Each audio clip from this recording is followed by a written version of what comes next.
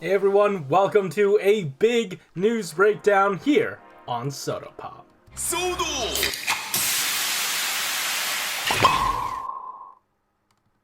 Alright, as always, I'm your host, Frozen Stratos, and today I mean big as in volumetric, not just some, really awesome news.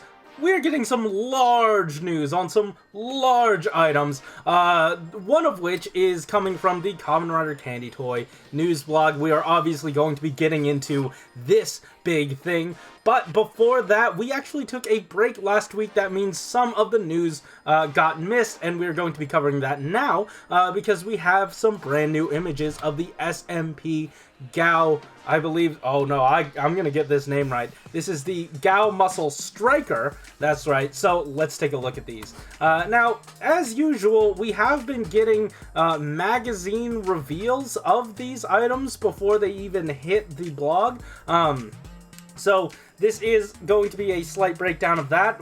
We will know a lot more once we dive into what the blog has to say, but for now we have these awesome prototype images. On top of that, we have the prototype images of the individual modes. It does seem like the gorilla is going to be coming with some bananas, so that's a lot of fun, and the armadillo is going to be able to fold up into the rolling mode.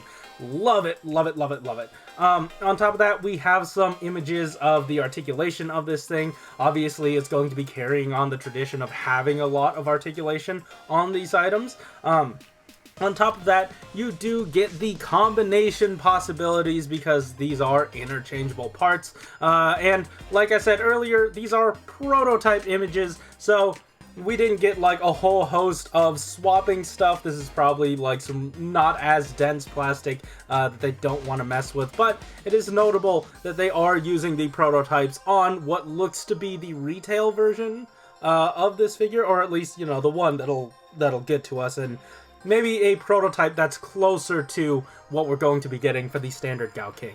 On top of that, we have the anchor accessory, and I believe this is one of the few times that we get chains well, I guess this isn't really Super Mini Plot, but one of the few times we've gotten chains for any items like this. I believe Titanus, or whatever it is translated to in Japan, that had chains potentially, so it is awesome to see them branching out in terms of materials as much as they can when they can.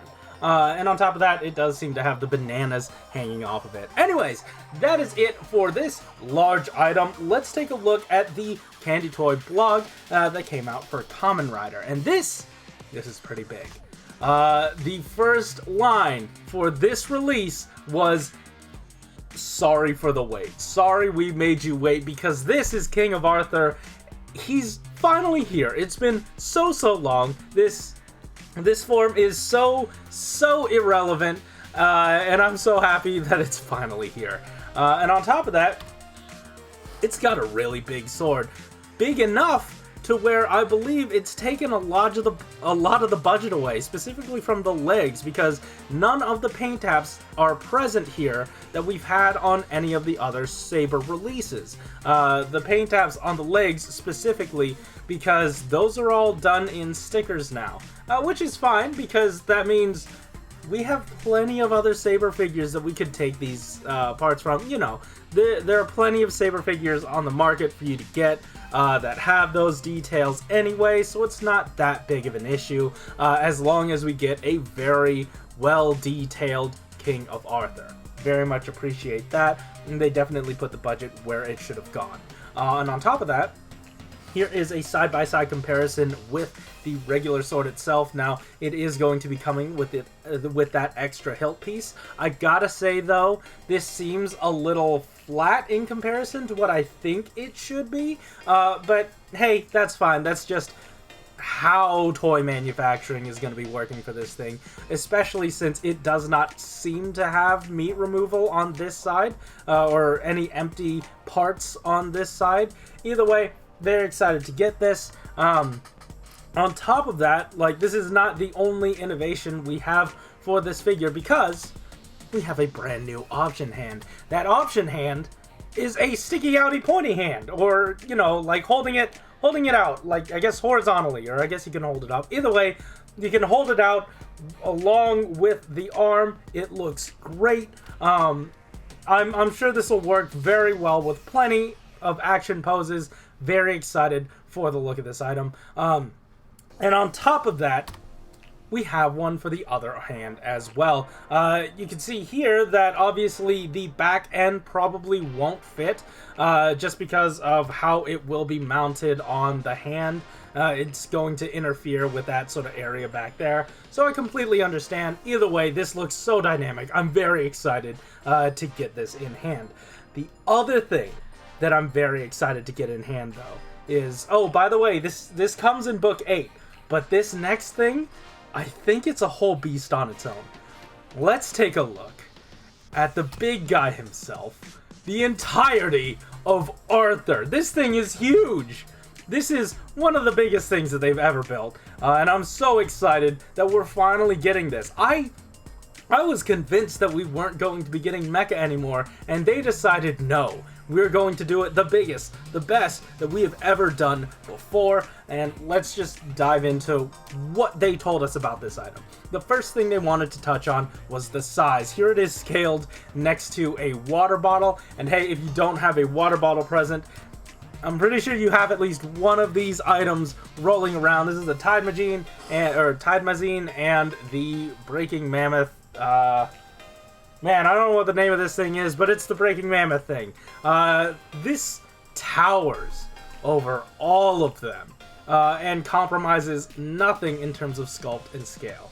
On top of that, hey, here's the box. The box is even huge. Now, they showed this off for scale comparison because this is the largest box they've ever done, but if you notice, they blacked out the where the number typically goes and where the title of the line typically goes. Like the toy line, you know, Saber Book 7, Book 8, you know, that is missing here. So they have not named this new line yet, and I'm wondering if we're going to be getting more in this line. Because I would like to see the other motorcycle, or the tricycle, come into this line as well. We have not gotten that yet, so I'm really hoping that gets included in this line, whatever line they're hinting at, or a possible repaint of this. I have no idea. It's going to be exciting. I can't wait. Also, you can see on the side there, it says 270 millimeters. Malunis, you know, threw that through Google for me and got out that it is around 10 inches tall. So in total, not the box, but the actual fully built thing is going to be quite large. Next up, let's take a look at articulation, because that's another thing that they really wanted to drive home. It turns out that the legs even have a little bit of extra, I guess, movement, because you can place the side skirt a little further down so you can get extra range of motion out of the legs. I definitely appreciate that.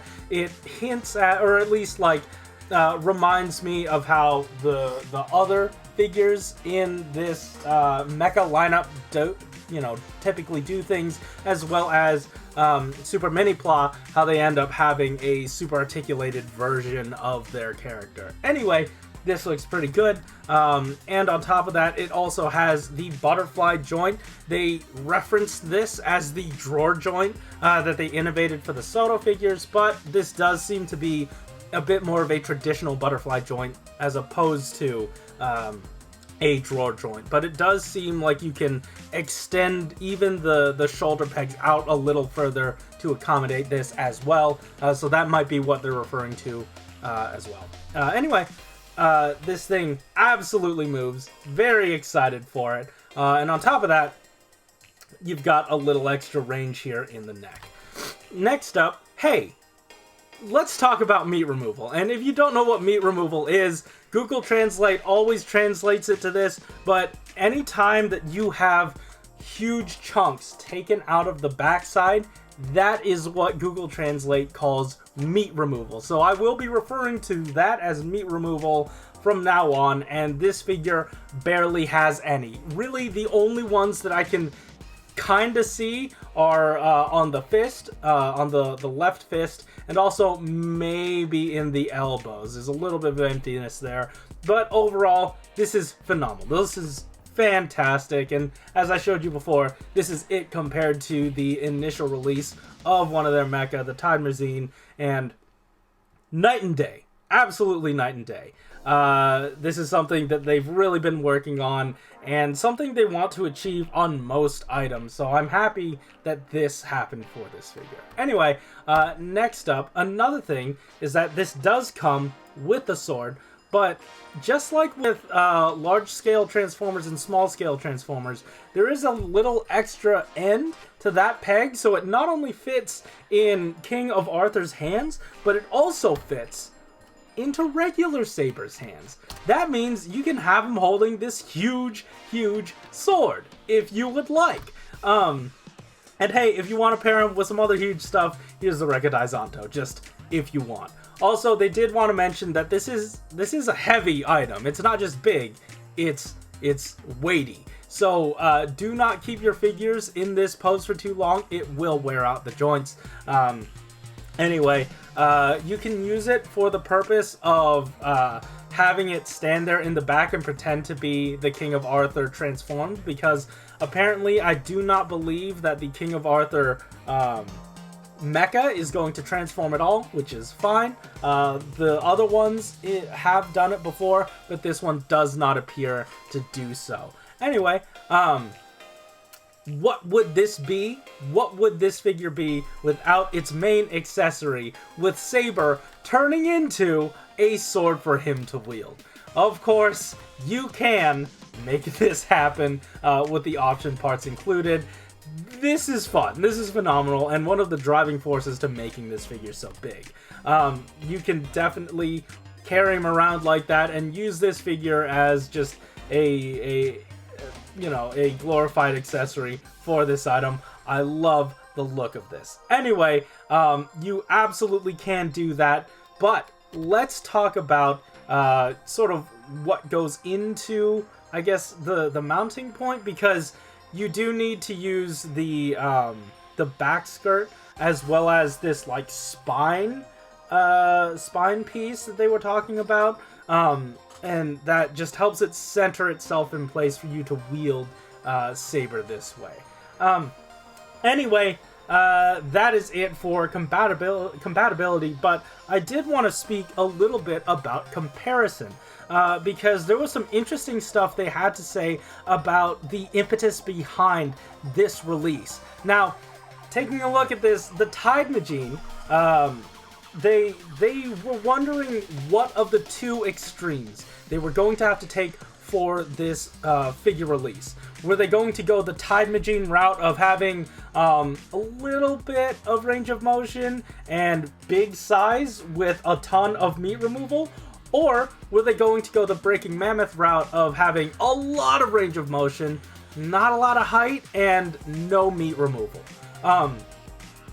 So they mentioned those aspects going into it, and the deciding factor on what they wanted to do with this thing was that, hey, this absolutely needs to hold Saber as a figure. It has to do that. That is the main gimmick of this thing. Like, outside of transforming, the main thing this does is holds Saber. So they obviously had to make a huge item, but they did not want to compromise on doing the meat removal, getting rid of the meat removal, and getting rid of the height or the articulation. So what they did, instead of sacrificing any one of those three, they decided, we're going to be making this the tallest figure we've ever done. We are going to be making this the most articulated one that we've ever done. And we're going to make sure that there is zero meat removal on this figure. And they did it. They absolutely did it. In a situation where they were backed into a wall, where they had to make sacrifices, they decided, no, we will not sacrifice. On top of that, we will also innovate and add extra things to this. So I gotta give mad props to the development team for shooting down every single constraint and just making this. However, they did not release a price, so I am wondering what that'll end up being like and what else this lineup has to offer. So that's just a little bit of insight into what their mentality was going into this item. Another thing that they really wanted to make sure that cemented this as a Shodo item was compatibility. They wanted to make sure that you could use this item to play with just about any other figure. And yeah, you can take Fua and have him be held by this sword man. You can take Tsukiyomi and have her be held by a sword man as an extra sword. Also, take off her cape as well. So basically, in order to accomplish this, you'll note that, like I said before, Saber had that extra spine piece, and you're going to need this extra adapter piece to make all this possible. I don't know quite why. There are some figures, even with this extra adapter piece, that aren't going to be compatible. But I really appreciate the effort they went through to make sure that this was a fun product for just about anyone. Anyways, I do believe that that is it for King of Arthur. Like I said, we don't have any idea when this is coming out, what the line's name is going to be, how much it's going to cost. All of that has yet to be revealed. But what we do know is that Saber himself with King of Arthur is coming out in Book 8 very, very soon. So look forward to that. This is our first character in Book 8, and we are going to be talking about Book 8 more next week with some brand new information from the blog. Either way, that is it for now. Thank you so much for listening, watching, whatever you did. Tell me in the comments down below what you are most excited about. And hey, while you're here, there's a like button, there's a subscribe button, especially if you want to hear more from us each week. I'm going to be uploading another episode of the podcast, the archived podcast, up today, hopefully. And we are going to be continuing the uploads until we get to episode 100, the up-to-date episode of episode 100. I believe it's Friday. Yeah, Friday should be the day that episode 100 of the podcast goes up. If if everything goes according to plan. Because according to plan would have been Wednesday, but I didn't want to do anything this weekend. So you're getting this news video and hopefully also the podcast episode this week, or on an audio streaming platform of your choice, because it's basically everywhere that you would like to listen to a podcast, you can listen to Soda Pop. Anyway, thank you so much for watching. Keep it. See you next time. Oh, buy some Zenkaija merch. It's all linked in the description. Figure it out. There's tons of stuff there. Even some links to how you can help support the Black Lives Matter movement. And the hashtag Stop Anti-Asian Hate. Do that. Head on down there. It's a good time. Educate yourself.